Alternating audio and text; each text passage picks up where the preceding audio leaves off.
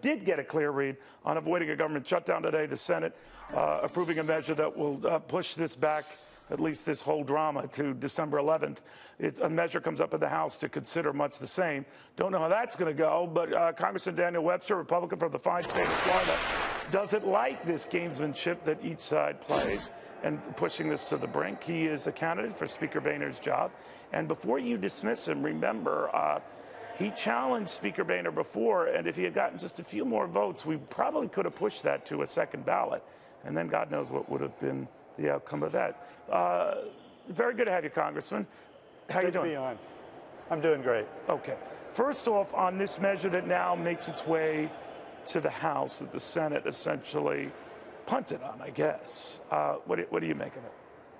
Well, here's what I believe.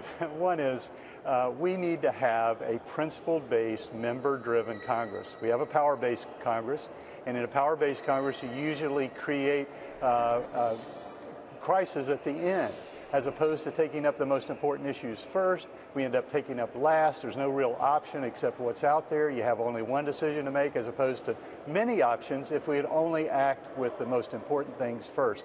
I did that in the Florida legislature. I turned the place around, and we became more of a principle-based legislature by saying that, look, if you have an idea, it's not based on who you are, what party you're in, or what position you have, or how long you've been there. It's based on what it says. What's wrong with that?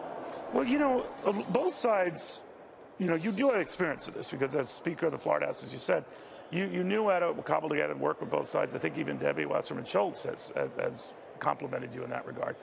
But that's the kind of ammunition that would actually hurt you, right, among more conservative members, the Tea Party types, who might seize on that, Congress, and say anything that Debbie Wasserman Schultz is saying positively, they're not. Well, when she finishes the sentence, though, she says, but I don't agree with him on anything as far as policy. So the point is this, everyone is benefited, and when everyone is benefited, the public takes notice. In the Florida legislature, our numbers turned right side up. We had the same kind of numbers, poll numbers that the Congress does. 15–20% of the people like us, everybody else doesn't.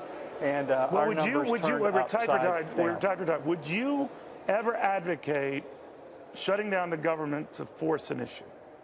What I would advocate is if we took up the appropriation bills long before we get to this point, we won't have to shut down government. We have way more options, way more opportunities, and we can begin telling the Senate and the President, look, we are willing to negotiate. Here's our position, send us yours. And we start negotiating. That ought to be done 4 months ahead, not 4 days ahead.